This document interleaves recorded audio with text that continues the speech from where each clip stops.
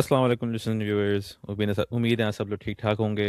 Welcome to the गली cricket show podcast and on today's episode हम लोग discuss करेंगे पाकिस्तान सुपर लीग का अपकमिंग सीज़न और जो जितने भी इवेंट्स हुए हैं up until now. We will be diving into the boardrooms, the balance sheets, the off-field controversies. 5 franchises ने renewals कराए, एक ने नहीं कराया। एक ओनर थे जो वॉक अवे कर गए थे टेबल से, but 5 franchises, original franchises, Karachi, Lahore, Peshawar, Quetta, Islamabad, इन सब को काफ़ी अच्छे मार्जिन से रिन्यूअल्स मिले हैं। Lahore being the only franchise, Lahore being the most valuable franchise, जिनको सबसे बड़ा गेन हासिल हुआ। Karachi slightly dipped, I think now they are, अगर मुल्तान का भी वैल्यूएशन आती तो Karachi would have been third, ना right now they are second. But इन सब चीज़ों के बारे में बात करेंगे। पीएसएल 6 टीमों से 8 टीमों में जाने वाला है for the first time. Road shows भी हुए थे इन्वेस्टर्स को अट्रैक्ट करने के लिए, जिसमें बोला गया था कि यूएस, यूके, नहीं, यूएस, दुबई, ऑस्ट्रेलिया और एक दो जगह और थी जहाँ से इन्वेस्टर्स का इंटरेस्ट आया था। 5 कॉन्टिनेंट से बिड्स आई है ना। हाँ, 5 कॉन्टिनेंट से बिड आई हैं and all in all it looks a very promising season for PSL. ऐसे सलमान नसीर कहते हैं कि यार this will be the most the best PSL we will ever produce for the audience. तो हम सब ब्रेक डाउन करेंगे ये कमर्शियली इन सब के क्या मायने हैं, वाई मुल्तान वॉकड अवे, उसकी भी एक बहुत अच्छी रीज़न है। उस बिड नई टीमों की कौन बिडिंग कर रहा है, and how the new PSL structure stands in the eyes of the audience.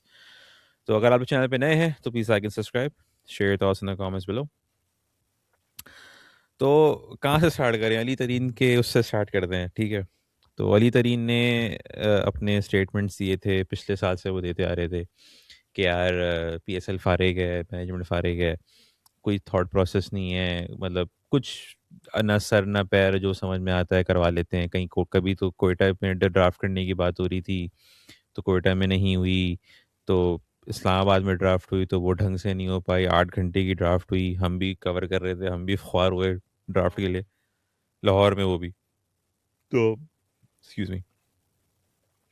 तो हिज पॉइंट्स हैव मेरिट, ये बात तो सबको पता है कि I think post PSL 4 PSL में इश्यूज आना शुरू हो गए थे। आई थिंक PSL 4 या PSL 3, PSL 4 में आई थी ना मुल्तान।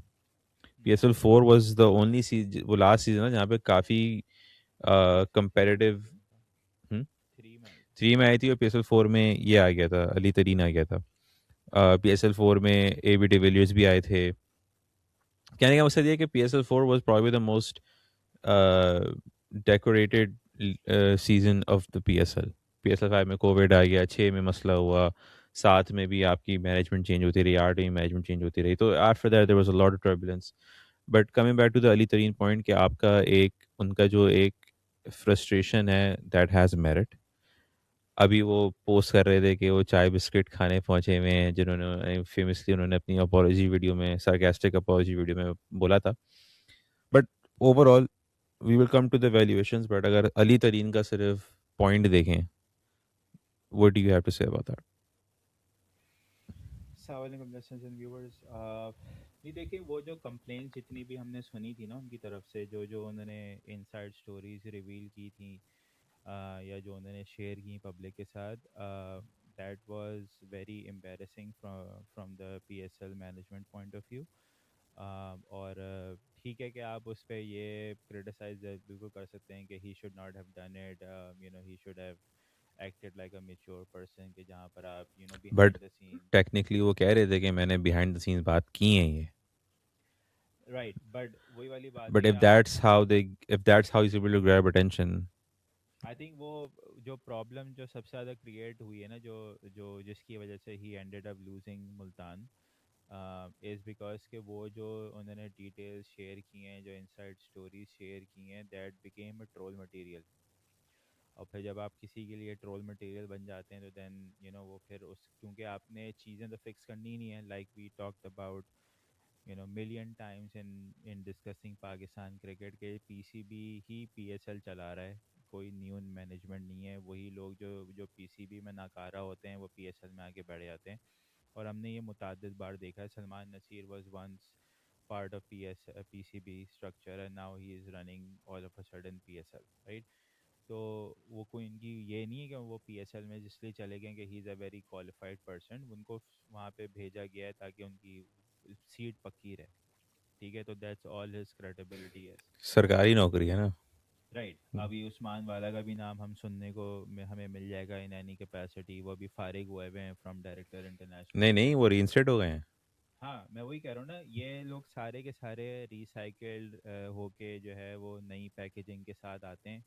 और ये पीसीबी से इनको हटाया जाता है, पीएसएल में चले जाते हैं, फिर पीएसएल से वापस ये पीसीबी में आ जाते हैं। तो ये तो हमें पता है कि management all in on PCB के हाथ में। ठीक है, हमारे पास माशाल्लाह से चेयरमैन ऐसा है जिसका क्रिकेट से कोई लेना देना नहीं है, वो खुद बोल चुके हैं। तो क्रिकेटिंग पॉइंट ऑफ व्यू से तो सारी जो कहानी है वो हमें पता है कि एक बंदा चला रहा है और वो सबको पता है। पीएसएल के अंदर Salman Naseer is the face. ठीक है, और उसमें भी हमें चीज़ें नज़र आ रही हैं कि जो जिस तरह से चीज़ें होनी चाहिए थी उस तरह से नहीं हो रही हैं। प्रोएक्टिव अप्रोच ना कभी पीसीबी की नज़र पीएसएल मैनेजमेंट की नज़र आई है और ना अभी भी नज़र नहीं आ रही हैं। इससे आप अंदाज़ा लगा लें कि मुल्तान की जो इन्होंने ओनरशिप वापस ली है पीसीबी वालों ने, तो उसकी जो एक्सप्लेनेशन या जस्टिफिकेशन जो पीसीबी के चेयरमैन साहब दे रहे हैं वो ये दे रहे हैं कि क्योंकि हमारे पेपरा रूल्स ऐसे हैं जिसकी वजह से हमने हमें बिडिंग से 2-2.5 महीने पहले या 3 महीने पहले हमें ऐड पोस्ट करना होता है। तो क्योंकि हमें मुल्तान की टाइम पे ये विंडो नहीं मिली, तो हम लोग मुल्तान की फ्रेंचाइज की बिडिंग जो है या ऑक्शन जो है वो अपकमिंग जो 8 को जो ऑक्शन होने वाला है फॉर द 2 टीम्स, उसके अंदर मुल्तान का इसलिए ऑक्शन नहीं हो सकता क्योंकि जो एडवर्टाइजमेंट रिक्वायरमेंट थी 2 महीने या 3 महीने पहले की वो मीट नहीं हुई है, जिसकी वजह से पीसीबी टेम्परेरी ओनरशिप एज्यूम कर रहा है मुल्तान की। हाइपोथेटिकली अगर देखें तो यार ये क्या फ़र्क पड़ता है इससे? Like I Like mean the everybody point is knows के कि यार there is a one entity that runs commercial aspects of Pakistan in I mean commercial aspect of Pakistan, sports aspect of Pakistan, हर चीज़ में एक entity घुसी हुई है। तो why is it hard for them to like bypass these rules? वो वो उसकी वजह है ना, क्योंकि उन्होंने एक पर्दा अपने अपनी नज़र में उन्होंने एक पर्दा रखा हुआ है। ठीक है, ही they don't want to get exposed even though they are exposed, मगर उन्होंने अपने आप को रखा हुआ है ऐसे है कि यार कि हमने सारी चीज़ें बिहाइंड द सीन रह के करनी है। We don't want to get exposed. तो अब पॉइंट से मेरा, मैं उस बारे में बात ही नहीं करना चाहता, वो सबको पता है, रियलिटी हार्श रियलिटी है पाकिस्तान की, there is nothing to talk about on that. मेरा पॉइंट ये है कि जब आपको ये चीज़ें पता हैं कि आपके पास इनफ टाइम नहीं है टीम को ऑक्शन करने का, सही है, तो आप एक अच्छा, और जिस बंदे से या जिस मैनेजमेंट से आप टीम को वापस ले रहे हैं, आपने उसी मैनेजमेंट को उसी चीज़ों सारी चीज़ों के बाद आपने उसको नई टीम के लिए अप्रूव कर दिया। Now Ali Tareen is somehow eligible to bid for new team. तो बंदा पूछेगा यार कि then what's the point of taking Multan from him. Like कोई इसकी जस्टिफिकेशन दे दे कि भाई कि आपने मुल्तान अली तरीन से वापस क्यों ले ली। It all comes down to business decision. I am sure कि उनको मुल्तान क्योंकि ये ओपनली बात अभी तक आई नहीं है सामने, at some point I think वापस आ भी जाएगी। मुल्तान की आई थिंक एवेल्यूएशन उस तरह से नहीं आई जिस तरह से टीम शायद एक्सपेक्ट कर रही थी या पीसीबी वाले एक्सपेक्ट कर रहे थे। और I think then they made a decision कि भाई ठीक है, अगर हमारी ये वैल्यू, अगर this if this entity is not as valuable as we think it is, then let's start fresh. और दैट्स वाई वो नई टीम की तरफ जा रहे हैं और मुल्तान को उन्होंने लेट गो कर दिया। But at the end of the day अगर आप एक सीरियस एंटिटी हैं, अगर आपके अंदर थोड़ा सा भी ब्रेन है, तो आप क्यों एक मैनेजमेंट के साथ बैठ के आप चीज़ें सॉर्ट आउट कर सकते हैं। आप उनके साथ जैसे आप चाय बिस्किट खा रहे हैं, तो आप चाय बिस्किट खा के जो है वो टीम रिन्यू करवा लेते उनसे, आप कोई सेटलमेंट कर लेते कि जो भी पैसों का मसला, क्योंकि ये सिर्फ पैसे का मसला है और कोई मसला नहीं है। अब अगर आप इसको बिडिंग से बाहर कर देते, अली तरीन की अगर आप अप्रूव नहीं करते बिडिंग, तो then we could have understood कि हाँ यार कि ये पर्सनल मैटर्स हैं या कुछ और इश्यूज हैं। बट अगर आपने जब बिडिंग के लिए अप्रूव कर दिया है और वो बंदा भी बिड नई टीम को बिड करने के लिए तैयार है, तो दैट मीन्स के price wasn't right for him to renew Multan. तो ये एक बहुत ही अजीब सी चीज़ पीसीबी ने की है, क्योंकि अब आप डायरेक्ट कॉन्फ्लिक्ट ऑफ इंटरेस्ट में आ गए। सही है, अब आप PSL like PCB is owning Multan Sultan, like PSL is an organising committee जिसने पार्शियलिटी मेंटेन रखनी है। उसने मेक श्योर करना है कि कंपटीशन जो है वो फेयर हो। एंड देन नाउ जो जिस एंटिटी को पीएसएल जिस एंटिटी के अंदर आता है वही टीम की ओनरशिप ले रही है। Like it's just a mess right now. और आई एम श्योर कि ये कोई भी इसको एक्सप्लेनेशन इसकी कोई भी नहीं है। बट बिकॉज आपने जो पहले वाली बात की कि जब आपके पास बिग ब्रदर हो तो सारी चीज़ें इस तरह की जो है वो सॉर्ट आउट भी हो जाती हैं, और काम काम भी चल जाएगा, किसी को कोई मसला भी नहीं होगा, ये इस पे कोई एतराज़ भी कोई नहीं करेगा। I mean right now. एतराज़ करने का कोई कोई हिम्मत भी नहीं करेगा। हाँ, मैं वही कह रहा हूँ ना कि अगर आप प्रिंसिपली देखा जाए तो अभी तक पांचों फ्रेंचाइजेस को इस पे स्टैंड ले लेना चाहिए था कि भाई कि पीसीबी कैसे किसी टीम की ओनरशिप अज्यूम कर रही है, ये डायरेक्ट कॉन्फ्लिक्ट ऑफ इंटरेस्ट है, राइट। तो लेट्स सी कि आगे जाके क्या होता है। But coming back to the point जहाँ पर आपने अली तरीन की बात की थी, I think his points were valid, और उसको एड्रेस करने के लिए पीसीबी के पास कुछ भी नहीं था। उन्होंने किसी भी चीज़ को कोई उस पर कोई काम ना किया, ना उन्होंने शो किया कि भाई कि हम इसको सीरियसली ले रहे हैं, कि जो भी कंप्लेंट्स दी हैं फ्रेंचाइजी ने, या जो भी पॉइंट्स हाईलाइट किए हैं उन्होंने, वो यानी कि अब आप ये देखें ना यार कि 11वां सीज़न आप होल्ड करने जा रहे हैं। इस दौरान आपने right after PSL 10 and you are in January 2026, ठीक है, और आपने अभी तक यही डिसाइड नहीं किया कि आपने अब टीम्स को ऐड करना है तो प्लेयर एक्विजिशन कैसे करनी है। लाइक आपने ड्राफ्ट पे जाना है, ऑक्शन पे जाना है, डायरेक्ट साइनिंग करनी है, क्या करना है। लाइक दैट शोज़ के आपको खुद आइडिया ही नहीं है कि आपने किस तरफ प्रोडक्ट को किस तरफ लेके जाना है। ड्राफ्ट में आपने वो एक एक चीज़ आपकी चलती हुई आ रही है, आप उसी को बस रगड़ रहे हैं। आपके पास कोई इट लुक्स लाइक कि आपके पास कोई वर्किंग नहीं है बिहाइंड द सीन, जहाँ पे आप देख सकें कि ऑक्शन आपके लिए बेहतर है कि नहीं है, आपके पास डायरेक्ट साइनिंग बेहतर है कि नहीं है। डायरेक्ट साइनिंग अगर आपने अलाउ करनी भी है तो उसकी टाइमिंग क्या होनी चाहिए। लाइक आप अगर आप फ़र्ज़ करें PSL 11 के लिए आज आप डायरेक्ट साइनिंग अलाउ कर देते हैं, तो क्रीम तो चली गई है। लाइक क्रीम तो आपके पास से चली गई ना, तो अब आप ड्राफ्ट करें या डायरेक्ट साइनिंग करें, क्या फ़र्क पड़ता है। डायरेक्ट साइनिंग अगर आपने अलाउ करनी है टीम्स को, तो आपने ऑक्शन से पहले अलाउ करनी है कि भाई कि अगर जब फ्रेंचाइजेस के पास थोड़ा सा भी अगर चांस है तो वो उस वक्त चांस लें कि यार कि यू नेवर नो कि भाई के ऑक्शन के अंदर कौन पिक होगा कौन पिक नहीं होगा, या जब जब लोग ऑक्शन में रजिस्टर कर रहे हैं तब आप उनके लिए इंसेंटिवाइज करें ऐसा कि प्लेयर्स सोचें कि हाँ यार कि हम ऑक्शन में जाएं या नहीं जाएं।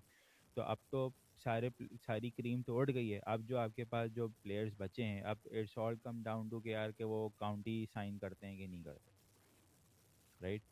तो उस वक्त तक तो अब तो पानी सरों से गुजर चुका है। अब आप अगर डायरेक्ट साइनिंग अप्लाई अनाउंस कर भी दें या अलाउ कर भी दें, तो वही लास्ट टाइम वाली बात, जैसे वो कोयटा ग्लैडिएटर्स के जो नबील साहब हैं वो बता रहे थे कि जी वो हमें डायरेक्ट साइनिंग में हम जो हमें बंदा जिसको हम कंसिडर कर रहे थे वो हमें ड्राफ्ट में वैसे ही मिल गया। और वो बंदा कौन था? कुशल मेंडस। अब अगर आपने कुशल मेंडस को डायरेक्ट साइन करना है तो भाई फिर आप ड्राफ्ट में ही बंदे उठा लें। Like then what's the point of having him, like आप उसको डायरेक्टली साइन क्यों करना चाह रहे हैं, राइट। तो वही वाली बात है कि जहाँ तक अली तरीन ने जो अपने कंसर्न शो किए थे वो अभी तक वहीं पे खड़े हुए हैं। उस पे कोई वर्किंग ना हुई है ना होगी। अभी आप देख लीजिएगा, जो दो दो टीम्स की ऑक्शन हो रही है, अभी इसकी आप लाइव टेलीकास्ट अगर आ जाती है, वैसे तो मुझे नहीं लगता आएगी, मगर अगर आ जाती है तो आप देख लीजिएगा कि वो किस तरह से इवेंट होस्ट हुआ होगा। वो इवेंट होस्ट आपको बता देगा कि आपको PSL 11 में या ड्राफ्ट में आपको क्या देखने को मिलेगा, क्योंकि एग्जैक्टली वही चीज़ आपको ड्राफ्ट में भी और मूविंग लेटर ऑन आपको PSL 11 में देखने को मिलेगी। सही बात है। एक चीज़ अ, जो 4 नाम जो नज़र आ रहे हैं नई बिडिंग के लिए, उनमें से तरीन ग्रुप है, इन्वेरेक्स ग्रुप है, वीजी होटल कॉरपोरेशन है और ओजी ग्रुप भी है। I am not sure OG group कौन सा है, बट ये 4 प्रोमिनेंट नाम्स हैं जिसमें ये बिडिंग में। FFC का नाम तो नहीं नज़र आ रहा कहीं आपको? वो शायद बैक एंड में शायद कंसोर्शियम किसी का बन जाए। आरिफ हबीब ग्रुप है या नहीं है? अरे भाई का मैंने पढ़ा तो था, बट आई डाउट के वो वही बात है, जब उन्होंने लास्ट टाइम नहीं किया तो इस टाइम भी शायद ना ही करें। नहीं, इस बार शायद कर लें, क्योंकि वो तो अब फ्रंट पे तो वही होते हैं ना। उनको तो पूरा का या पूरा पैसे ख़त्म हो गए उनके पास PIA ख़रीदने के बाद? नहीं, पैसे तो यार माशाल्लाह अल्लाह बरकत दे और बहुत हैं पैसे। या फिर फोकस उनका PIA पर है अभी कि फोकस PIA पीआईए अच्छा पे चल हो रहा सकता है, पीआईए स्पॉन्सर कर दे आने वाले दिनों में है। Official travelling partner travel PIA partner होगा। पूरी लीग के लिए ऑफिशियली पीआईए स्पॉन्सर कर देगी। जो जहाज़ अनयूज खड़े में वो सारे हाँ, वो तैयार वैले पार्क वैले सर्विस देंगे भाई, जहाज बिल्कुल होटल पे उतरेगा। तो हम लोग जो डील्स जो अनाउंस हुई थी 5 फ्रेंचाइजेस की, अ, अभी भी जो शुरू के 10 साल जो पाकिस्तान सुपर लीग की जो डील्स वैल्यूएशंस जो जिन जिन वैल्यूएशन पे टीम्स उठी थी, आई थिंक आफ्टर PSL 4 या PSL 5 डॉलर पे कैप लगा दिया गया था। आई थिंक उस वक्त क्या 193 का था, 148 का कैप था। 148 का था। तो जो नंबर्स आपको नज़र आएंगे वो आपको ज़्यादा लगेंगे, बट क्योंकि डॉलर की पाकिस्तान रुपए की डिवैल्यूएशन हुई है, तो उससे it looks high, but at the end of the day they have lost money from that. अभी आई थिंक नाउ उन्होंने $283 पे कैप किया है। 280 या 283? 280 या 280 या 283 कुछ ऐसे ही कोई रेट उन्होंने सेट किया है फॉर वैल्यूएशन, जो पे प्लेयर्स को भी पे किया जाएगा। बेसिकली इट मींस के सब्सिडाइज कर दिया गया है, जो थोड़ा बहुत जो लोड है वो पीसीबी कवर करेगा, गवर्नमेंट ऑफ पाकिस्तान कवर करेगी। तो कराची की अगर हम लोग बात करें तो कराची 2016 में उनकी डील हुई थी $26 मिलियन की, जिस पे उनका 10 साल की डील थी, तो यानी $2.5 मिलियन पर ईयर पे उनकी वैल्यूएशन सेट हुई थी। तो अ, आज के दिन में जब उनकी इवैल्यूएशन हुई तो उनकी सेट हुई है $22.3 मिलियन पर ईयर पे। तो देखा जाए तो आपकी 3 मिलियन गिरी है, लेकिन मेरे लिहाज से ज़्यादा गिरी है क्योंकि आपका रेट भी अब गिर गया है। तो इट लुक्स लाइक कि कराची को इतना नुकसान नहीं हुआ for being one of the poorest performing team in the PSL। एक सिर्फ एक दफ़ा जीते हैं और फाइनल में भी शायद एक ही दफ़ा आए हैं, if I am not wrong. Final पूरे 10 साल में एक दफ़ा फाइनल में रहे हैं, वो फाइनल जीते हैं, वरना उसके अलावा ये लोग हमेशा एलिमिनेटर में या क्वालिफायर में ही आउट हो गए। एंड आई डोंट थिंक ये लोग क्वालिफायर 1 भी खेले, आई थिंक क्वालिफायर 2 ही खेले हैं और उसके बाद डन हो गए। नहीं, क्वालिफायर 1 भी खेले, बट वो जो PSL 3 था उसमें क्वालिफायर 1 खेला था इस्लामाबाद, रोंकी ने इनको पेल ओह दिया यस था। Yes yes yes yes yes, और उसमें उसके बाद आफरीदी था ना उस टीम में। हाँ, तो रोंकी ने उसमें पेल दिया था इनको। उसके बाद फिर ये क्वालिफायर 2 में भी ये हार गए हार थे गए थे पेशावर या से शायद। तो खैर पॉइंट इज के कराची वाज परफॉर्मेंस बेस्ड। अगर हम बात करें तो Karachi has been one of the worst teams in the PSL। और I mean to a point के एक ज़माने में लाहौर थी, लेकिन लाहौर ने जिस तरह से कम किया है उसके बारे में बात करेंगे। और वो कम उनकी वैल्यूएशन में नज़र आ रहा है, क्योंकि लाहौर की जो वैल्यूएशन सेट हुई थी वो 67 करोड़ पाकिस्तानी रुपीज़ में सेट हुई थी, which is $2.37 million per year, जबकि ओरिजिनल उनकी डील थी 2.5। तो अगर आप उस तरह देखें तो लाहौर को इतना नुकसान नहीं हुआ। In fact it turned out to be the most valuable team in the PSL. क्योंकि इसमें एक चीज़ ये भी थी कि जो वैल्यूएशन सेट हुई थी उसका उनको कितना कुछ कोई 25%। 25% डिस्काउंट उस पर उन लोग को मिला है टू रिन्यू कराने का। तो अगर कोई नया बिडर आता तो उसको ओरिजिनल वैल्यू पे उसको ख़रीदना होता, वरना जो एग्जिस्टिंग ओनर है उनको ऑप्शन था 25% डिस्काउंट का। तो उनको बेसिकली 25% डिस्काउंट मिला है to reinstate that agreement with the PSL। सबसे बेस्ट परफॉर्मिंग टीम जो थी वो थी इस्लामाबाद। कंसिस्टेंट टीम रही है उनकी। पहले थी $1.6 million पर ईयर 2016 में। अब उनकी है 1.73। 1.73 अगर डॉलर का आप डिवेल्यूशन देखें, उसके बावजूद they were able to increase their value in the PSL, और 1.73 million डॉलर्स पर ईयर पे उनकी वैल्यूएशन सेट हुई है। पेशावर ज़ल्मी भी 1.6 पे थी। सॉरी, या पेशावर ज़ल्मी, सॉरी इस्लामाबाद 1.5 पे थी, पेशावर ज़ल्मी 1.6 पे थी। इस्लामाबाद 1.73 पे सेट हुई है नई वाली वैल्यूएशन, और पेशावर की नई वैल्यूएशन सेट हुई 1.7 पे। They also were the best performing team in the PSL। शुरू के 4-5 सीजन में तो आई थिंक वो लोग सारे ही क्वालिफायर्स क्या कहते हैं प्लेऑफ्स खेले। दो के फाइनल में गए हैं, और एक फाइनल जीते हैं, एक फाइनल हारे हैं। एलिमिनेटर्स जीते हैं, प्लस उनके पास हिस्टोरिकली प्लेयर्स ऐसे रहे हैं जो कि फ़ैन फॉलोइंग उनकी ज़्यादा रही है हमेशा। शाहिद अफरीदी रहे, डैरेन सैमी रहे, शोएब मलिक थे एक ज़माने में। फिर बाबर आजम जब से आए, तो फिर बाबर आजम की तो खैर एक लेवल ही अलग है। तो पेशावर ज़ल्मी को उससे भी बहुत फ़ायदा हुआ है। कोयटा ग्लैडिएटर्स की अगर हम बात करें, तो Quetta Gladiators were initially set for $1.1 million per year 10 साल की डील में, जो कि $11 million बनता है। अब उनकी जो बनी है वो $1.2 million, 1.27, ऑलमोस्ट $1.3 million पे उनकी वैल्यूएशन सेट हुई है। तो परफॉर्मेंस के लिहाज से देखें तो इट सेट्स अ प्रेसिडेंट कि यार, आपकी अगर परफॉर्मेंस अच्छी एज अ टीम, जिन्होंने वैल्यूएशन सेट की है वो अर्नेस्ट यंग का जो फाइनेंशियल फर्म है, उन्होंने सेट की है। और I think they have rewarded teams जिन्होंने कंसिस्टेंट परफॉर्मेंसेस दी हैं। कोयटा ग्लैडिएटर्स का थोड़ा सा ब्लिप आया था, आई थिंक PSL 6, 7, 8 में उनकी परफॉर्मेंस डाउन रही है, बट ओवरऑल अगर देखें तो they have been a consistent performing team, और they have been rewarded for that. तो इसलिए अगर हम लोग पूरा ब्रेक डाउन करें तो Karachi has been one of the worst, Lahore has been one of the best. और लाहौर का अगर हम लोग बात करें तो शुरू के 5 साल, नहीं शुरू के 4 साल तो वो लोग हमेशा बॉटम पे रहे। PSL 5 में उन्होंने फाइनल खेला, फिर PSL 6 और 7 भी बॉटम पे रहे, राइट? नहीं, सिक्स में सिक्स, 6 में वो प्ले ऑफ में नहीं जा सके, 7 पे उन्होंने उठा ली थी चैंपियनशिप। 7, 8 और 10।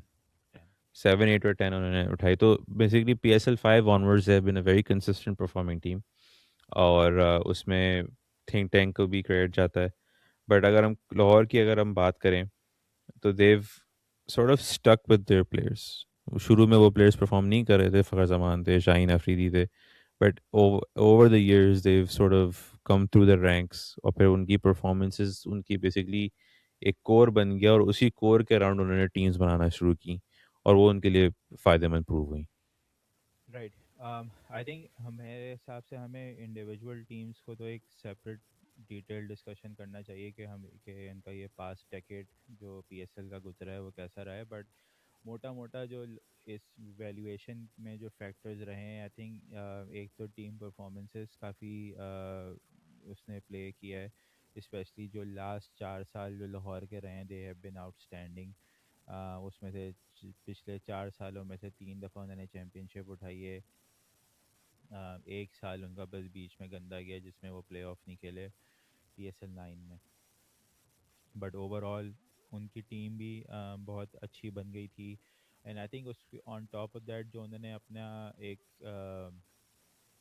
लोकल इन्वेस्टर्स को जो उन्होंने जो मोबिलाइज किया है वो भी एक फैक्टर है, जहाँ पे आपने बहुत सारे लोकल इन्वेस्टर्स को उनकी टीम जो उनकी जर्सीज पे जो लोकल स्पॉन्सर्स नज़र आते थे, वो भी एक काफ़ी रिफ़्रेशिंग चीज़ थी देखने के लिए, क्योंकि बहुत सारे बाद दफ़ा आपको ऐसा भी लगता है कि आपको उस तरह से टीम्स के अंदर वो लोकल बिजनेसेस इन्वॉल्व नज़र नहीं आते एज अ स्पॉन्सर, तो वो भी एक अच्छी चीज़ थी।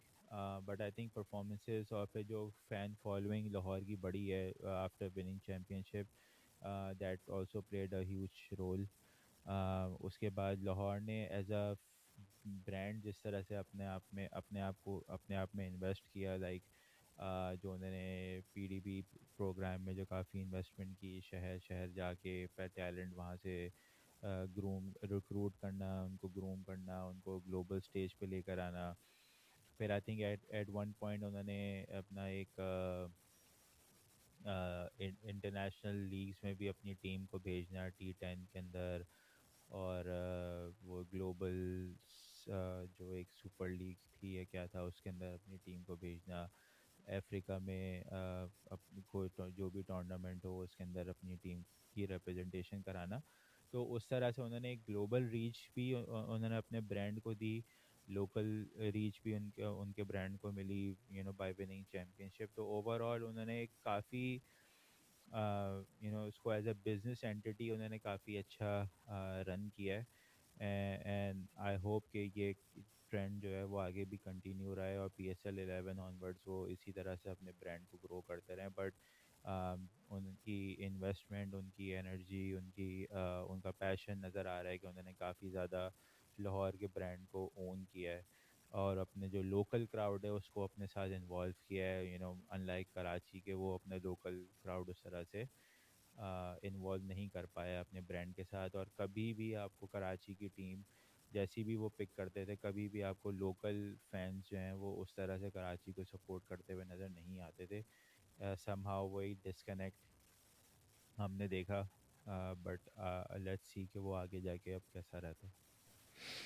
नहीं बिल्कुल, और कराची का सबसे बड़ा, जैसे आपने कहा ना कि Lahore Lahore use to pull in those sponsors, Karachi on the other hand वो I would say they would even struggle, like उनके जो एक स्पॉन्सर पूल था वो काफ़ी लिमिटेड था। लाइक अभी भी उनका जो टाइटल स्पॉन्सर है वो they belong to the ARY group. So अगर आप देखें तो उस तरह से वो डाइवर्सिफिकेशन नहीं हुई जिस तरह फिर से लाइक पेशावर करता है या इस्लामाबाद करती है, इवन लाहौर करता है। Peshawar and Islamabad rely on international brands. एक ज़माने में मैकडोनल्ड्स उनका स्पॉन्सर रहा है, टर्किश एयरलाइंस रही है, इस्लामाबाद का टिम होर्टन्स आ गया है, बाइनेंस आ गया है, तो things like that. But Karachi is always struggled in that manner. But 8 टीमों का टूर्नामेंट होने वाला है, और बेस प्राइस जो दो नई टीमों की सेट की गई है वो 130 करोड़ पाकिस्तानी रुपीस सेट की गई है, which is 1.3 million Pakistani rupees per year, जो बेस प्राइस है जिस पे ऑक्शन होगा। तो देखा जाए, अगर आप उस तरह से देखें तो with Lahore and Karachi being the most valuable, do you suspect कि 4 लोग, अगर हम लोग सिर्फ 4 लोग का ही मानेंगे, वैसे तो 10 लोग अनाउंस हुए हैं बिडर्स जो अप्रूव हुए हैं, बट नाम 4 के फ्लोट हो रहे हैं ट्विटर पे, सब जगहों पे। तो अगर हम मान के चलेंगे यार 4 प्रॉपर मोटे मोटे बटवे वाले इन बिडर्स हैं, तरीन group, investor, Inverex, OG group और VG होटल, तो ये कितना हाई जा सकते हैं? लाइक अगर लाहौर की value the most valuable team है, डू यू थिंक जो सीलिंग सेट हुई है वो ब्रेक होगी? क्योंकि मुल्तान की जब बिडिंग हुई तो सीलिंग ब्रेक हुई थी, which is why like Multan sort of, well, they also sort of backed out because the finances did not make sense. तो do you suspect कि यार इस टाइम पे भी कुछ ऐसा ना हो जाए कि एक टीम की वैल्यूएशन इतनी बढ़ जाए कि they struggle to even break even? I think competition wise अगर हम देखें ना, तो एक फ्रेंचाइज मेरे ख्याल से जो फैसलाबाद की जो फ्रेंचाइज है, जो जो भी पहले बिड करेगा जिस टीम के लिए, वो उसकी कोशिश होगी कि वो फैसलाबाद की टीम ले। उसकी वजह ये है कि वहाँ पे उनके लिए ग्राउंड ऑलरेडी सेट है। What I mean by ground, इसके एक तो उनके पास लोकल ग्राउंड अवेलेबल है, प्लस ये कि वहाँ पे अब क्योंकि इंटरनेशनल मैचेस हो रहे हैं तो क्राउड की मोबिलाइजेशन ऑलरेडी है वहाँ पे, क्राउड ऑलरेडी वहाँ पे इन्वॉल्व है इन क्रिकेट। और फिर अगर उनकी एक फ्रेंचाइज आ जाएगी तो then that support system will go up big time.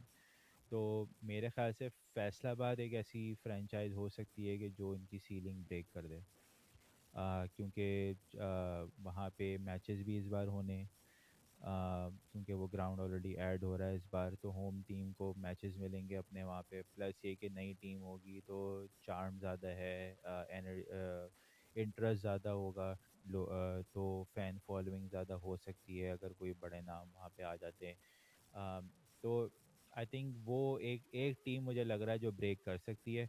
दूसरी टीम ऑफ कोर्स सियालकोट का बहुत ज़्यादा नाम आ रहा है कि सियालकोट भी हो सकती है, बट अगर फैसलाबाद पांचवी फैसिलिटी अगर बन रही है इन पीएसएल, तो मुझे सियालकोट का नाम इतना ज़्यादा फीजिबल नहीं लग रहा।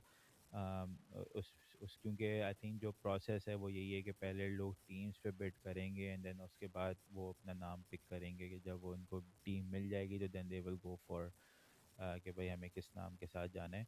आई थिंक पहले जो भी इंटरेस्टेड होगा वो पहले कोशिश करेगा कि वो फैसलाबाद सिटी की तरफ जाए, क्योंकि वहाँ पे आपको एक आपकी एक होम एंड अवे का कॉन्सेप्ट वहाँ पर अवेलेबल है। सियालकोट में अभी उस तरह से नहीं है, इवन दो सियालकोट का जो ब्रांड का नाम है वो एक डिफरेंट है। वो एक लेगेसी है जो कैरी ऑन करेगा, एंड आई थिंक उससे एक थोड़ा सा नेगेटिव कोनोटेशन इस तरह से मिल सकता है टीम को कि वो एक ब्रांड जो ऑलरेडी जिसकी एक लेगेसी है वो पीएसएल में उस तरह से वो लेगेसी कंटिन्यू कर पाता है कि नहीं कर पाता। उस ब्रांड को जो है वो उसकी लेगेसी ख़राब ना हो, तो आई थिंक वो एक प्रेशर आ जाएगा वहाँ पे अगर लोग सियालकोट स्टैलियन की तरफ जाते हैं। But I think Faisalabad will be will be a great city to add. दूसरा ये कि दूसरी टीम मुझे नहीं लगता कि वो सीलिंग ब्रेक करेगी, दूसरी टीम विल स्टे जो भी उस रेंज में रहती है। बट आई थिंक पहली टीम जो भी पिक करेगा वो उसमें सीलिंग ब्रेक हो सकती है, क्योंकि सब everybody will be eyeing on on Faisalabad. एक चीज़ आई थिंक जो मैंने जितनी प्रेस कॉन्फ्रेंस मैंने सुनी है उससे आइडिया तो मुझे ये लग रहा है कि PCB would want to sell a team. Basically जो दो टीमें जो सेल होंगी वो चाहते हैं कि होम एंड अवे का कॉन्सेप्ट इंटैक्ट रहे। तो फैसलाबाद का तो आपने बहुत अच्छे से जिक्र किया, बट दूसरा मुझे लग रहा है मुजफ्फराबाद का भी ये लोग चाह रहे हैं कि कुछ हो जाए, क्योंकि वहाँ पे भी फुली ऑपरेशनल स्टेडियम है। सियालकोट में ऑपरेशनल स्टेडियम नहीं है, वहाँ पे मैचेस नहीं होते हैं उस तरह हाई प्रोफाइल। सियालकोट में मुजफ्फराबाद में कश्मीर प्रीमियर लीग होती रही है, तो एक थोड़ा बहुत क्या कहते हैं जो सप्लाई चेन है स्टेडियम की वो चलती रहती है। तो आई थिंक अगर वो कॉन्सेप्ट लेके चल रही है कि पेशावर का भी स्टेडियम रेडी है, क्लियरेंस मिलता है कि नहीं मिलता, वो that's a different topic, but in terms of stadium is able to host matches, we saw that. तो इस साल ये भी देखने को मिलेगा कि दो टीमें बढ़ेंगी तो तकरीबन तीन स्टेडियम बढ़ेंगे। पेशावर का स्टेडियम आएगा आपके उसमें, आपके फैसलाबाद का स्टेडियम आएगा, और कहते हैं मुजफ्फराबाद का पोटेंशली आ सकता है। That gives you Multan, Karachi, Pindi, Lahore, Faisalabad and Muzaffar, छः स्टेडियम आपको मिलेंगे। That means six cities to sort of maximize your commercial potential. तो ये काफ़ी अच्छी खबर है और ये काफ़ी प्रॉमिसिंग है मेरे ख्याल से पीसीबी के लिए। आई थिंक अगर पीसीबी से अपना फोकस अभी से पेशावर स्टेडियम पे ही रखे ना, समहाउ अगर वो उसको एक फंक्शनल एक रेडी फैसिलिटी में कन्वर्ट कर देते हैं और वहाँ पे वो लोकल मैचेस करवाते हैं ऑन अ रेगुलर बेसिस, तो आई थिंक पेशावर के स्टेडियम तैयार होने से वो जो पूरा रीजन है, अगर आप वहाँ से पेशावर ऑलरेडी उसकी फ़ैन फॉलोइंग ऑलरेडी बहुत बढ़ जाएगी जब पेशावर के अंदर पेशावर के होम मैचेस होंगे। And on top of that अगर उस रीजन से एक और टीम आ जाती है, फॉर एग्जांपल अगर गिलगित या मुजफ्फराबाद आती है, तो इवन अगर उनके मैचेस पेशावर में भी होते हैं तो that itself will give them a big boost, क्योंकि वो एक sort of home away from home वाली कहानी है वो। बट पेशावर की फैसिलिटी विल बी की, अगर वो पेशावर का ग्राउंड अगर पीएसएल लेवल में ऐड हो जाता है तो उससे काफ़ी ज़्यादा जो है वो जो क्राउड इन्वॉल्वमेंट है वो बढ़ जाएगी। तो मेरे ख़्याल से पीसीबी को जो है वो मेक श्योर करना चाहिए कि पेशावर का स्टेडियम इस बार अवेलेबल हो with the clearance. Obviously clearance लेना will be a big thing, but जैसे पहले भी लोगों को पर्सनल कैपेसिटी में आके ब्रीफिंग्स दे के और उनकी जो है वो सिक्योरिटी की एश्योरेंसेस ली गई हैं। आई एम श्योर इस बार भी प्लेयर्स के साथ डायरेक्टली इन्वॉल्व होके एश्योरेंसेस ले सकते हैं या उनको कॉन्फिडेंस दे सकते हैं। बट आई थिंक अगर PSL 11 में फैसलाबाद और पेशावर दो अगर ग्राउंड्स ऐड हो जाते हैं along with Karachi, Multan, Lahore and Pindi, that itself will give a big boost to PSL 11, क्योंकि फिर अवे, होम एंड अवे बहुत आराम से बहुत अच्छा और मैनेज हो सकता है, क्योंकि कराची की रेनोवेशन का टाइम आ रहा है। और आई थिंक शायद PSAB का प्लान भी यही है कि PSL 11 के बाद वो कराची को बिल्कुल डिमोलिश कर देंगे। तो दैट मीन्स कि आपको कराची में बहुत ज़्यादा मैचेस वैसे भी शायद देखने को ना मिलें, राइट? तो कहने का मतलब ये है कि आपको उन दो फैसिलिटीज़ को टारगेट में रखना चाहिए, उनको फंक्शनल करना चाहिए, ताकि क्राउड इंगेजमेंट जो है वो उन ग्राउंड पे सबसे ज़्यादा हो। और जब उनकी होम टीम उस ग्राउंड पे खेल रही होगी, that will give another flavour to the PSL। हाँ, और फिर एक मसला लास्ट ईयर तो ये भी हुआ था ना, वो जो मिलिट्री स्कर्मिश हो गई थी, तो उससे भी काफ़ी क्राउड डर मतलब वैलिड रीज़न है नहीं आ रहा था।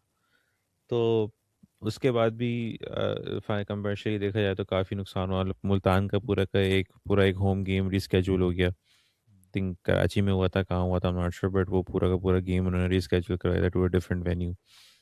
तो ये चीज़ें काफ़ी मैटर करती हैं थिंक फॉर फ्रेंचाइज, और ख़ास तौर पे उन फ्रेंचाइज के लिए जिनका मतलब होम सेटिंग में काफ़ी सपोर्ट है। मुल्तान हो गए या लाहौर हो गया, पेशावर हो गया, इन लोग की लाइक सिटी बेस में काफ़ी सपोर्ट मिलती है। अब हर गेम, मुल्तान का हर होम गेम फुल हाउस होता है, लाहौर का हर होम गेम फुल हाउस होता है। तो पेशावर में अगर आप करवाते हैं तो बाबर आजम फैक्टर भी है ऑब्वियसली। फिर पेशावर का अपना गेम है, एक एक हंगर है कि यार हमारे शहर में मैचेस हो रहे हैं, तो it's going to be a big festival, right? तो चलें फिर ड्राफ्ट पर आते हैं। काफ़ी सुनने को मिल रहा है कि ऑक्शन होगा, डायरेक्ट प्लेयर साइनिंग्स होंगी, मार्की प्लेयर की कैटेगरी होगी, कुछ ऐसा ऐसा वैसा होगा। बट नथिंग्स बिन, ये वैसे ये खबर हर साल मतलब छेड़ी जाती है एक्साइटमेंट पैदा करने के लिए, फॉल्स इन्फॉर्मेशन के लिए, जिसके लिए भी आप सोच समझें। बट आई थिंक विथ एक चीज़ तो इन लोग को ये भी देखनी होगी कि आप 8 प्लेयर रिटेन कर रहे हैं, 5 प्लेयर रिटेन कर रहे हैं, 3 प्लेयर रिटेन कर रहे हैं, कितने प्लेयर रिटेन कर रहे हैं, ताकि फिर उन दो टीमों का एक कोर बन सके। और फिर उसके बाद आप डिसाइड करेंगे भाई आपने डायरेक्ट साइनिंग करनी है या ऑक्शन करना है। जैसे आप ऑक्शन का तो खैर अब I think it it kind defeats the purpose, क्योंकि जैसा भी आपने बोला है, जो एक हाई प्रोफाइल डिमांड है लाइक फॉर प्लेयर्स इंटरनेशनली, वो तो पिक हो चुके हैं। तो एक ऑक्शन रखना, it does not improve your brand per se, because not a lot of high profile cricketers are available. तो आई थिंक ऑक्शन को रखना might be too much. But I think आप डायरेक्ट साइनिंग का आप option ज़रूर consider कर सकते हैं, क्योंकि अभी भी कुछ ऐसे प्लेयर्स हैं जो कि that offer decent amount of value to PSL as a brand. यार अब ये देखें ना कि जो प्लेयर्स लास्ट ईयर PSL में खेले थे वो सारे के सारे IPL में उठे, सारे के सारे।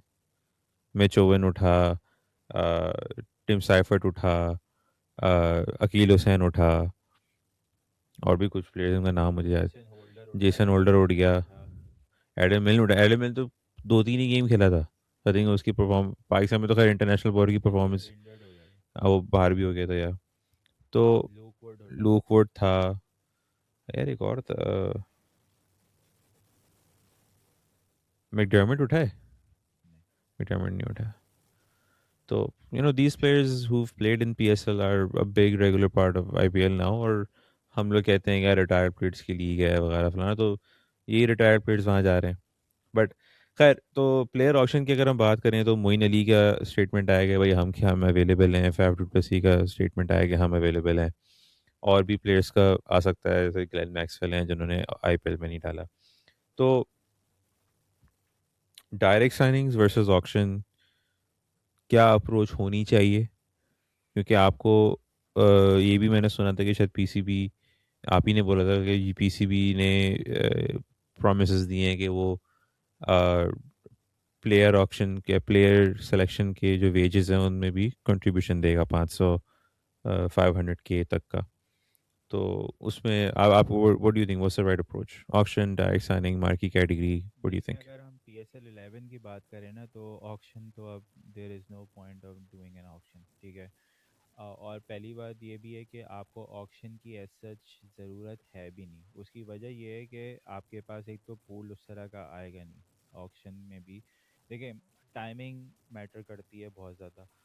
जब तक आई देखें, अगर आपने आईपीएल के ऑक्शन से पहले अगर आपने अपना ऑक्शन रख लिया, राइट, तो आपके पास ऐसा नहीं है कि वो लोग वहाँ से उठ के आपके पास आ जाएंगे, ऐसा नहीं होगा। तो आपको basically you have to go with the leftovers, सही है। जहाँ तक बात मेरे मेरे हिसाब से आपको डायरेक्ट साइनिंग अलाउ करनी चाहिए फ्रेंचाइजेस को, और उसकी विंडो रखनी चाहिए अप अनटिल आईपीएल ऑक्शन। अगर किसी टीम ने डायरेक्ट साइनिंग करनी है किसी भी प्लेयर के साथ, तो आपको उनको डायरेक्ट साइन करना है अप अनटिल कि वो, जब तक आईपीएल का ऑक्शन नहीं हो जाता, सही है। उसके बाद अगर प्लेयर इंटरेस्टेड है आने में, तो वो सीधा सीधा ड्राफ्ट में जाएगा, ठीक है। अच्छा, दूसरी चीज़ ये कि डायरेक्ट साइनिंग के अंदर आपको ये देखना है कि ऑन एवरेज आईपीएल के अंदर जो प्लेयर उठते हैं उनकी ऑन एवरेज क्या मार्केट वैल्यू है। ठीक है कि आप Chris Green, sorry, Cameron Green जैसी अमाउंट को मैच नहीं कर पाएंगे कभी भी, ठीक है। 18 मिलियन, 18 करोड़ का वो, उस यानी कि आई थिंक 23-24 करोड़ का वो बिका है, पता नहीं 2 पॉइंट समथिंग मिलियन उसके बनते हैं। वो आप मैच कभी भी नहीं कर पाओगे, राइट। बट अगर आप देखेंगे, कुछ प्लेयर ऐसे भी हैं जो जिस बेस प्राइस पे वो जिस गए थे, उसी बेस प्राइस पे वो उड़ गए। I think David wheeler was one example जहाँ पे वो बेस प्राइस पे या तो रिटेन हुआ था या उठा था। De Kock, I think that he was another example कि जो बेस प्राइस पे उठा है वो, सही है। तो कहने का मतलब ये है कि आपने मेजॉरिटी ऑफ द प्लेयर्स को देखना है कि कौन से प्लेयर्स कौन कौन सी प्राइस पॉइंट पे उठ रहे हैं वहाँ पे, सही है। और उस उसको आपने वो बना के आपने एक पूल बनाना है, जहाँ पे अगर आप फ़र्ज़ करें कि आप प्लेटिनम लेवल प्लेयर को अगर आप फ़र्ज़ करें $2.5 लाख दे रहे हैं, राइट। और उसको आप मल्टी ईयर कॉन्ट्रैक्ट दे रहे हैं कि यार हम 2 साल आपको रखेंगे या 3 साल आपको रखेंगे, आपको आपके पास रिटेन का ऑप्शन होता है। तो आप मल्टी ईयर प्लस आप उनकी अमाउंट वो मैच करें जिस पे वो मेजॉरिटी ऑफ द प्लेयर्स उठ रहे हैं, तो I think that will spark the interest of most of the players. Exception obviously रहेगी, आपको पैट कमिंस, मिचेल स्टार्क या लिविंगस्टन या इस तरह के प्लेयर आपको शायद ही मिलें, क्योंकि ये प्लेयर ऐसे नहीं है कि ये कि ये आपको अवेलेबल हो जाएंगे। बट हाँ, अगर आपको सेकंड टीयर टाइप प्लेयर्स जो हैं वो आपको मिल सकते हैं, और दैट आपको 8 से 10 प्लेयर चाहिए, मार्की टाइप प्लेयर्स, जो जिससे आपकी लीग की वैल्यू जो है वो बढ़ जाएगी। ये जो आपने 3 प्लैटिनम और 4 सप्लीमेंट्री, इस तरह की जो कैटेगरीज के जो आपने प्लेयर रखे हैं, इनकी आपको ज़रूरत नहीं पड़ेगी। आपको एक मार्की कैटेगरी अनाउंस करनी है, उसके अंदर 8 टीमें जब आपके पास हो जाएंगी, दैट मीन्स 8 प्लेयर्स। आपने 8 प्लेयर्स को टारगेट करना है with direct signing, multi year contracts. उनकी प्राइस आप आप जो जिस जिस तरह भी मैच करना चाहें। आई थिंक डेविड वार्नर का शायद शेयर हुआ था कि उसको शायद कराची ने $324,000 लास्ट ईयर दिए थे, बीइंग अ प्लैटिनम प्लेयर। तो बट इसी तरह की प्राइस पॉइंट आप दूसरे प्लेयर्स को भी ऑफर कर सकते हैं जो कि करंट प्लेयर्स माने जाते हैं, राइट।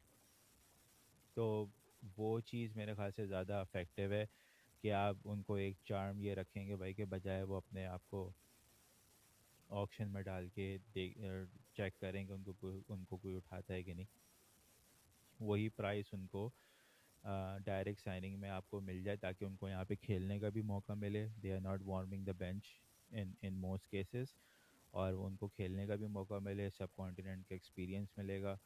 और फिर उसके बाद ऑब्वियसली जब वो पीएसएल में परफॉर्म करते हैं तो हमने देखा है कि उनकी जो भी प्लेयर पीएसएल में आके परफॉर्म करता है उसको आईपीएल वाले ज़्यादा इम्पोर्टेंस देते हैं, इन टर्म्स ऑफ कि उसको पिक ज़रूर करते हैं वो। तो मेरे ख्याल से ये एक चार्म है जिस पे काम करना चाहिए। बट अगेन पीएसएल मैनेजमेंट जिस तरह से ऑपरेट करती है, let's see what they come up with. But I think ये एक चीज़ है जिस पे उनको काम करना चाहिए, कि एक तो रिटेंशन। अब तक अब आप ये देखें कि अभी तक इन्होंने रिटेंशन तक जो है वो डिसाइड नहीं की है कि कितनी रिटेंशन होनी चाहिए। कुछ कुछ सोर्सेज क्लेम कर रही हैं कि भाई कि शायद 3 रिटेंशन अलाउ करेंगे वो सिर्फ। बट मेरे ख्याल से वो थोड़ी सी ज़्यादती है। आपको सिंपली 2 टीमें आप ऐड कर रहे हैं, आपने पहले 8 रिटेंशन अनाउंस की हुई थी, आप सीधा सीधा 6 कर दें, राइट। हर टीम 2-2 प्लेयर अपने रिलीज़ करे, उस दो जो प्लेयर का 12 का पूल बनेगा, और बाकी जो 2 टीम्स ऐड होंगी they will add 6 players in their lineup before they go into the draft. So ज़्यादा कॉम्प्लिकेट करने की ज़रूरत नहीं है। ऑब्वियसली जब 6 रिटेंशन भी है जब आप रखेंगे ना, तो टीम्स को मसला पड़ेगा। They will find it very hard to retain their core. सही है, अगर आप सिर्फ लाहौर की फॉर एग्जांपल मिसाल उठा लें, तो Lahore will find difficult to retain Sikandar Raza, Fakhar Zaman, Shaheen, Haris. और अब तो और ये भी नहीं है कि जिसको रिटेन नहीं करेंगे उसको ड्राफ्ट में उठा लें। एग्जैक्टली क्योंकि हम्म। आप फिर उसमें फिर ड्राफ्ट ऑर्डर ऐसा भी आ जाएगा ना, कि आप फिर अब जो जाहिर सी बात है कि जो नई टीम है उसको पहले मौका मिलना चाहिए, राइट। लाइक ऑब्वियसली उसमें ये ऐसा नहीं है कि उनको पहली हर राउंड में पहली पिक उनको दे देनी चाहिए, बट उनको ज़्यादातर राउंड्स में मेक श्योर करना चाहिए कि उनकी पहली पिक हो, राइट। क्योंकि वो नई टीम है, नए न पहला सीज़न खेलेंगे, तो ज़ाहिर सी उनको ज़रा सा उनको समझने में चीज़ों को टाइम लगेगा, तो उनको थोड़ा सा फेवर इस तरह से मिलना चाहिए। बट अगेन अगर आप सिर्फ 6 रिटेंशन भी अगर आप अलाउ करते हैं तो मसला पड़ जाएगा, टीम्स को रिटेन करने में मसला होगा। They will not be able to hold on to their core players. तो वो काफ़ी इंटरेस्टिंग होगा इस बार रिटेंशन भी, कि किस तरह से रिटेंशन होनी है। और क्योंकि आप इस बार अगर आपने ये भी नहीं है कि भाई कि चलो ड्राफ्ट में जाके शायद वापस मिल जाए, क्योंकि जैसे ही वो रिटेन होंगे you know then other team will be picking them those players before going into the draft. तो ये काफ़ी इंटरेस्टिंग चीज़ हो सकती है। नहीं, बिल्कुल। और एक चीज़ तो मैं देखना चाहूँगा कि मुझे लगता है कि ये लोग 5 करेंगे। और इसकी वजह मैं ये कह सकता हूँ कि with that they would want to leave some players that can go directly into the draft. जैसे कि आई थिंक लास्ट टाइम हुआ था मुल्तान के लिए, दे दे इन्होंने 6 प्लेयर रिटेन किए थे। मुल्तान एक टीम के लिए, एक टीम नहीं आई थी, उन्होंने सब फ्रेंचाइजेस ने 6 प्लेयर रिटेन किए थे। तो 10 प्लेयर्स रिलीज़ हुए थे, जबकि मुल्तान सिर्फ 6 पिक कर सकती थी, बाकी 4 गए थे ड्राफ्ट में। तो जिसमें I think Kieron Pollard Karachi में था, वो रिलीज़ हो गया to go to Multan for the third season. तो आई थिंक अगर आप उस नज़रिए से देखें, तो दे वर आई थिंक वो लोग just to give some cushion room for franchises कि यार इसको हम लोग रिटेन तो नहीं कर सकते, लेकिन इसको शायद मोस्ट लाइकली कोई पिक भी नहीं करेगा, तो हम उसको फ्रेंचाइज में सॉरी ड्राफ्ट में उठा लेंगे। तो that number 5 number of retentions, excuse me, make sense to me there. नहीं, क्योंकि एक चीज़ आप ये भी माइंड में रखें कि इस बार बहुत सारे प्लेयर्स की कैटेगरी जो है वो चेंज इम्प्रूव हो होगी। जाएगी। यस। पहले क्या होता था कि बहुत सारे प्लेयर्स की कैटेगरी नीचे आ जाती थी, अब ऐसा नहीं है। अब ऐसा इसलिए भी नहीं है क्योंकि अब जो है वो आपकी बहुत सारे प्लेयर्स हैं जिनकी कैटेगरी अप हो जाएगी। जैसे फॉर एग्जांपल साहबज़ादा फरहान है। साहबज़ादा फरहान हमें नहीं पता, आई थिंक वो शायद गोल्ड कैटेगरी में लास्ट टाइम इस्लामाबाद में आया था, वो भी बहुत आखिर में जाके उन्होंने सप्लीमेंट्री अपनी पिक्स ओपन रखी हुई थी, तो बहुत आखिर में जाके उन्होंने उसको पिक किया था जब पीएसएल स्टार्ट होने वाली थी। और वो मेरे ख्याल से शायद वो गोल्ड में आया होगा या सिल्वर में आया होगा। बट अब ऐसा नहीं है, अब वो एटलीस्ट डायमंड हो चुका होगा, जिस तरह की उसकी परफॉर्मेंसेज आ चुकी हैं पाकिस्तान की तरफ से, you know. Similarly Saim last year platinum में था, आई एम श्योर इस बार भी प्लैटिनम में ही होगा, now that he is the number one all-rounder in T20s। You know, बहुत सारे प्लेयर्स हैं, अबरार है उसकी कैटेगरी इंप्रूव हो सकती है, सुफियान मुकीम की कैटेगरी इंप्रूव हो सकती है, यू नो, उस्मान तारिक जैसे अब डेब्यू कर गया है, उसकी कैटेगरी इंप्रूव हो जाएगी, वो गोल्ड में आ जाएगा, you know. Salman Mirza Mirza is another one जो पहले इमर्जिंग के कोटा पे खेल रहा था, वो गोल्ड में आ जाएगा, यू नो। तो बहुत सारे प्लेयर्स हैं जिनकी कैटेगरी अब इम्प्रूव हो जाएगी, और रेलीगेशन भी उस तरह से नहीं हो पाएगी लोगों की, क्योंकि अब आपके पास दो टीम्स हैं जो बोलेंगी कि भाई कि हमें ये प्लेयर चाहिए, राइट। तो मेरे हिसाब से ये ऑलरेडी, अगर आप पाँच भी मान के चलें तो दैट्स फाइन, बट मेरे ख्याल से अगर आप छः को भी मान के चलेंगे ना, with the foreign players already in, क्योंकि सिकंदर रजा ऐसा प्लेयर है जिसको लाहौर कभी भी नहीं छोड़ना चाहेगी, right, now that he has one them the championship, और वो एक क्वालिटी इंटरनेशनल प्लेयर है, उसको आप रिटेन करें बहुत अच्छी बात है, तो जब आप पहले क्या होता था कि बहुत सारे लोग फॉरेन प्लेयर्स को रिलीज़ कर देते थे just to keep their local players intact, right. अब आपके पास उस तरह से आपको पता है कि यार कि हमारे पास इतना बड़ा कोई फॉरेन पूल उस तरह से अवेलेबल भी नहीं है, और आपने उन प्लेयर्स को कभी भी आप जाने नहीं दोगे जिन्होंने आपके लिए इतना ज़्यादा परफॉर्म किया हुआ है। तो जब आप सिकंदर रज़ा को रिटेन करोगे, तो फिर आपको मसला पड़ेगा कि यार कि मैं अब्दुल्ला शफीक को रिटेन कर सकता हूँ कि नहीं कर सकता, राइट। तो इसी तरह आप जैसे एलेक्स कैरी है इस्लामाबाद के पास, लास्ट ईयर वो नहीं खेल पाया था, but they have an option to retain him, right. अब एलेक्स कैरी ऐसा नाम है कि जो आपके पास होना चाहिए, क्योंकि बट अब आप क्या उसको रिटेन कर पाओगे कि नहीं करोगे, क्या आप उस पर चांस लोगे कि नहीं लोगे, you know. Imad Wasim is another player जिस पर आप बोलो कि यार कि इसको चलो लास्ट टाइम तो हमने मेंटोर वेंटोर लगा के तो हमने उसको नीचे ले आए थे, क्या पता दूसरी टीम इंटरेस्टेड हो कि यार क्या इमाद वसीम को वो कैप्टन बना दें अपनी टीम का, क्योंकि एक्सपीरियंस कैंपेनर है, राइट।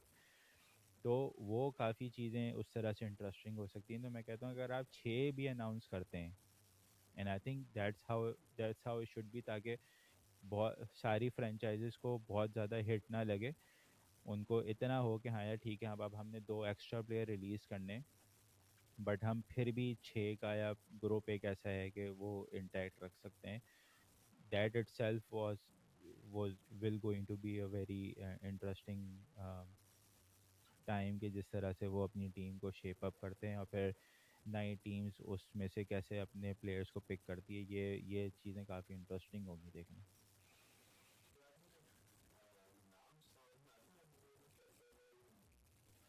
आपने आपने से ये कभी सोचा कि फैसलाबाद की लेट्स से टीम पिक होती है, तो ये लोग नाम क्या रखेंगे?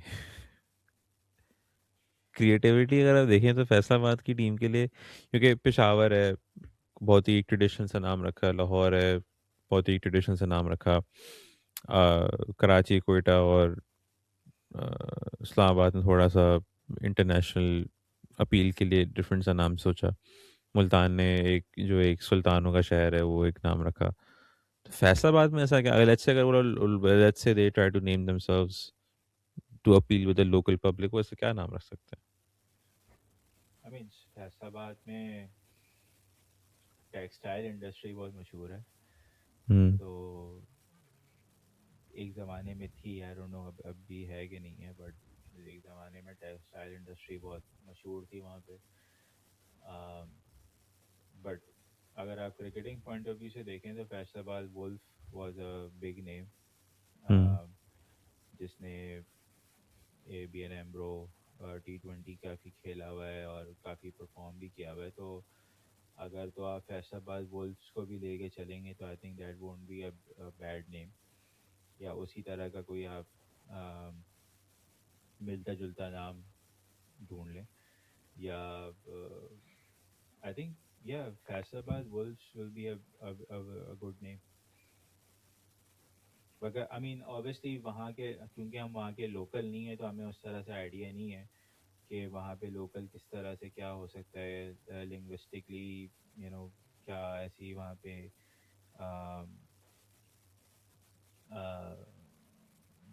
आई मीन कहते हैं फैसलाबाद के के लोगों का सेंस ऑफ ह्यूमर बहुत अच्छा होता है, like they are very good in, you know, जुकते मारते हैं जिसको कहते हैं। तो उस तरह की चीज़ें, तो ऑब्वियसली आप नाम के साथ नहीं जोड़ सकते, बट ऑब्वियसली जो भी टीम इंटरेस्टेड होगी फैसलाबाद में, वो उन्होंने नाम कोई ना कोई सोचा ज़रूर होगा, बट आई थिंक अगर आप वो फैसलाबाद वुल्फ्स को भी रखें तो मेरे ख्याल से वो बुरा नाम नहीं है। वैसे मैंने जो अंडरस्टैंड किया है, and correct me if I am wrong, but I think के पीसीबी ने 4 शहर निकाले, कितने शहर निकाले थे उन्होंने? गिलगित निकाला 6 था। शहर के नाम थे। गिलगित, हैदराबाद, सियालकोट, मुजफ्फराबाद, पिंडी और फैसलाबाद। 6 शहर थे। आ, तो जहाँ तक मुझे आइडिया हुआ है वो ये हुआ है कि PCB generally just assigns a reason, city या रीजन असाइन करता है, कि भाई ये 6 रीजन हैं जो उन्होंने अनाउंस किए। दे विल बेसिकली से कि भाई फैसलाबाद का कोई बिडर रहेगी नहीं है, अब ये 4-10 लोग हैं सबमिट करेंगे। नहीं, ऐसे नहीं होता। आई थिंक वो टीम को बिड करते हैं, टीम वन के, यानी कि वो बेसिकली टीम्स की बिडिंग होगी।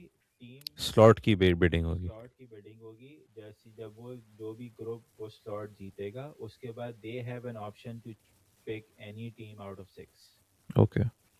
तो इसलिए मैं जो पहले बात कर रहा था, मैं वही कह रहा था कि जो भी पहली टीम होगी वो वो फैसलाबाद वो को। फैसलाबाद हो सकती है और होगी भी, और वो शायद अब सीलिंग जो है वो हाईएस्ट वैल्यू की ब्रेक कर दे, क्योंकि मेरी अपनी असेसमेंट के हिसाब से जो भी टीम बिड करेगी पहली टीम के लिए, they will want to get Faisalabad as a team, क्योंकि लाइक आई सेड कि उनके पास ग्राउंड अवेलेबल है, इंटरनेशनल मैचेस हो रहे हैं वहाँ पे, उनके पास लोकल क्राउड मोबिलाइज्ड है, they won't have to do much to to get things going.